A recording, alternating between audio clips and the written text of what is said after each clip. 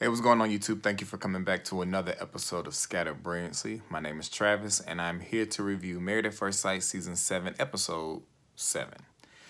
Before we get started with the review, I want to first give a shout out to my wife, a public shout out to my wife, because every Tuesday night, she has to put our daughter to sleep by herself. Not that it's a big task, but I just want to put it out there that I acknowledge what it takes for me to get these reviews done on Tuesday nights after the show goes off. Usually it's a team effort for us putting our daughter to sleep, but on Tuesday night she has to do it by herself because I'm doing these reviews. So I just wanted to send her a shout out, say I love you, thank you so much for making the sacrifice of doing it together so that I could do these videos on Tuesday nights. So I just want to start off with that. As far as tonight's episode goes, I'm bored. Tonight's episode was another boring one, just like last week's was. I'm not really interested in doing the review just because of how boring the episode is. And hopefully the way the review, the way the preview for next week, based on the way it looks, next week looks like it might be, interesting. But, I thought that about this week. So we're going to go ahead and get through this, and hopefully I don't make this too long.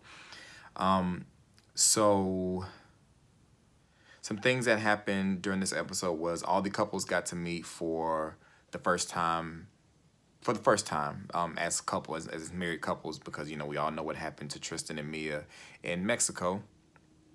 Nothing really eventful happened there outside of the fact that the couples were trying to get some information from Mia and Tristan about what happened, like why they weren't in Mexico, but Tristan and Mia were being very vague. They were like shiggy dancing all around the topic, and they did not really want to go into detail about what it was that took place at the airport, but they were perfectly fine with going into detail about, as Tristan put it, do y'all do sex? That was a question he posed to the other couples. Do y'all do sex? Like, how old are we?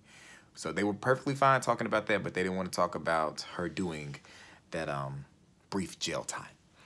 All right, so let's, like I always say, go through the couples that we don't really care about, and we're going to obviously start with Babel because they are the couple that's just kind of there.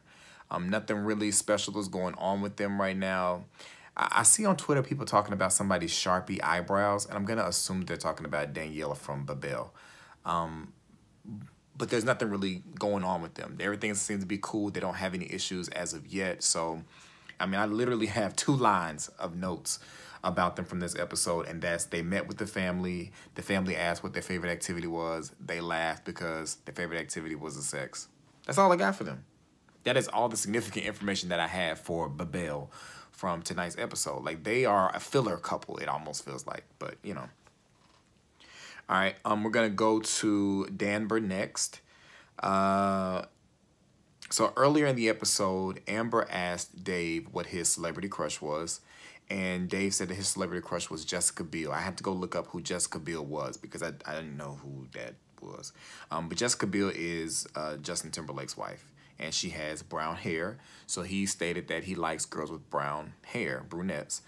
And that made her feel some kind of way because at this point her insecurities were starting to come out, and she's thinking like, oh my gosh, I guess when they were doing the preliminary work to the show and talking about what kind of person do you want to be with, the person that she described, that's what he looks like. But for him, she's like, but he wants to be with someone who has brown hair and is a brunette. And the whole time I'm looking at that overprocessed hair like, ma'am, you are a brunette. Underneath all of that bleach or peroxide or whatever it is women use to bleach their hair, you're a brunette. Like, you might not be like a autumn brown brunette, but your hair is not naturally blonde. So that's an easy fix, I think. Can y'all take bleach out? Is that a thing? Can women take bleach out? I don't know. You can dye your hair, though. I didn't think it was that big of a deal. But anyway, they end up meeting with Dr. Pepper, and I'm not really sure why. I didn't even write it down. But she feels paranoid because she's not sure.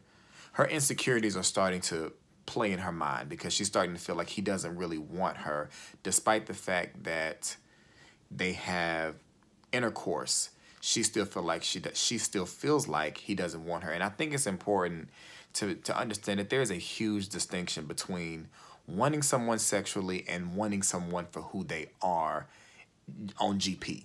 You know, there's a huge difference between the two.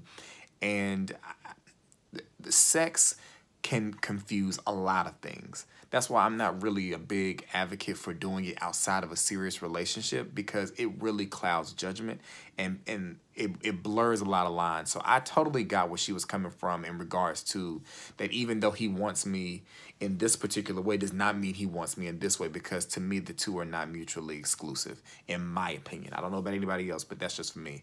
I just don't believe that because you want to sleep with someone that you want to be with them or you want to have a relationship with them. I don't think any of us would agree to that. So I totally got where she was coming from with that. But the whole episode pretty much for Amber was playing on the insecurities that she has about herself, and it's also going to spill into next week because they're talking about ratings for the spouses.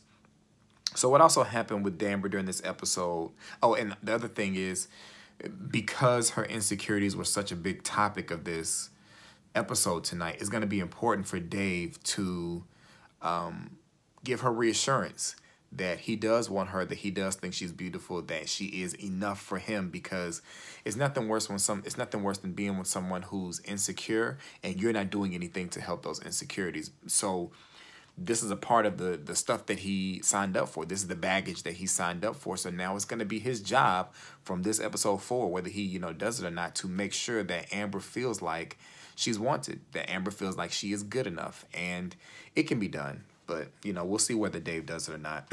Excuse me. So also, this episode was the episode where they met the family and friends. So first, her friends came over to meet with them. And it was her friend named Zakiya and Zakiya's husband. And Zakiya's extra, very extra. Dave kind of noticed that she was a little controlling with her husband. They came in and I think they asked them, Zakiya and her husband, what they wanted to drink. And Zakiya answered for her husband and said that he wanted water. And that kind of, that dynamic kind of made Dave a little, he was like, oh, what's this? Later in the episode, he's cooking something called turkey mess, and I felt like that was an accurate name for it. But he expresses that, the same way that he met her friends, he wants her to meet his friends, but she says that she has enough friends, and all of that is just a play on her insecurities. And I even think a couple of episodes ago when she was asking him about how another woman stayed there, that also is a part of her insecurities. She talks about how she's always cautious, she feels judged, and at the end of the day, it's just because she doesn't feel like she's good enough for whatever reason. Maybe we'll find out a little bit later exactly what that comes from. She said the whole line about she feels like she has her own friends, but they end up going to meet with his friends, and the female friends, well, rather the wives to his friends, I guess is who they were very supportive of her. She opened up a lot to them, which I wasn't really sure about, and they were looking at her like, ma'am, can you wrap this up? But she opened up a lot to them about her insecurities, and they tried to do their best about making her feel comfortable, which I thought that was a good thing. So at least the friends that she wasn't so sure about were, supportive. So on to Tremia. During the time when the couples were meeting with each other earlier in the episode, Tristan told Dave that they're trying to rebuild the trust after everything that happened in the airport, and Mia felt some kind of way about that. Why she felt some kind of way about that, I don't understand. But Tristan says that there's a cloud over their marriage, which is absolutely accurate, and I would beg to differ that it's not even a cloud. Like, y'all have more than a cloud over y'all's marriage. It's a lot over y'all's marriage. He talks about the fact that his family knows what happened, but he thinks it's important for her to talk to his mom about it. So they fly to Houston to meet with Tristan's mom, and Mama Tristan just looks like she was seeing through all the BS of Tremia. She looked like she was seeing through all of it, but it seemed like she was trying to keep it cute for the cameras and, not go in or anything. She did mention that she thought it was a little early for them to be using the word love, which I agree, and I think we all kind of on that same page. Like, why are y'all telling each other that y'all love each other this soon into the game? Like, y'all was telling each other y'all love each other like 5 days in. Like, I did that kind of stuff when I was like in middle school. Like, telling girls I love them when I really didn't even know what love was. And I know they got to know, well, maybe they really don't know what love is.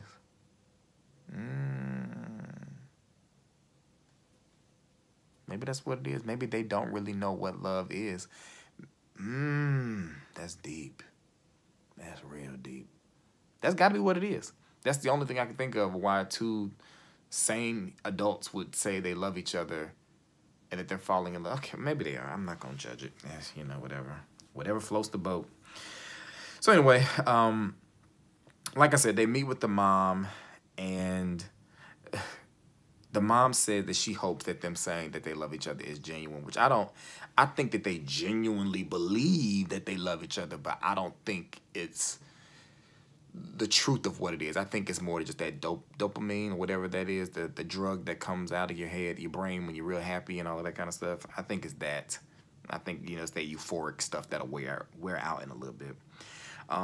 Mia says to the mom, I've never had a run-in with the law. And I was just thinking to myself, Mia, you're lying again. Why are you lying, Mia? You said you've never had a run-in with the law? Didn't the police tell you to leave your ex alone? That's a run-in with the law. So I don't understand what it is with Mia and this lying. I don't get it. Like, she lies when the truth will do. She lies when the truth will do. Anyway, Tristan's mom asked Mia, have you told him everything that would affect him? Because she doesn't want Ray and Cockroach coming after her son or whatever. And I was like thinking, like, Ray and Cockroach, though? Did you really have to say that on national television? And I'm sorry, Mia does not strike me as the kind of person who dated Ray and Cockroach. Like I said on Twitter, she strikes me as a person who kind of dated like Raymond and Bedbug. And I'm going to leave that right there. But at the end of the conversation, the mom says that she's comfortable, and Mia and Tristan later have a conversation about, well, Tristan rather engages Mia with a conversation about moving to Houston because he wants to move there for business purposes and to be closer to his family. That I thought was a bit much to ask of somebody that you just married. I don't know how far Houston is from Dallas, but I think that if that was something that Tristan knew he wanted to do, because nobody just ups and moves to another city like that. You knew you kind of wanted to do that. And if he had known that, he should have made that known during the whole matchmaking process. I don't think that that was appropriate of him to ask her, to even try to get her to entertain the thought of them moving to a whole new city. I thought that that was a little bit selfish on his part. But that was all the episode was. The episode was boring. I mean, it was nothing special, but, you know, Married at First Sight, Season 7, Episode 7, it is what it is. Make sure y'all remember to like, rate, comment, and make sure y'all remember to rate, comment, and subscribe. I think, I'm not going to say officially, I think moving forward, at least for the next couple of weeks, I will have another new video up every Thursday or Friday. Y'all let me know which day y'all think will be the better day to upload a new video. I want to start uploading more consistently, but I don't want to just say today what it's going to be. But I have about 3 videos that I need to take care of, and I'm just going to schedule them out to go public on the same day over the next few weeks. So y'all let me know what day y'all think will be better, whether it be Thursday or Friday or over the weekend. I don't think the weekend is a time when people really sit down and watch YouTube videos. But y'all let me know. I got some things I want to talk about and just some stuff I need to get off my chest. So be looking out for that video probably on Thursday or Friday of this week. Thank y'all so much for watching. You already know what to do. Hit the buttons. Do what you got to do. And I'll talk to y'all later. Peace.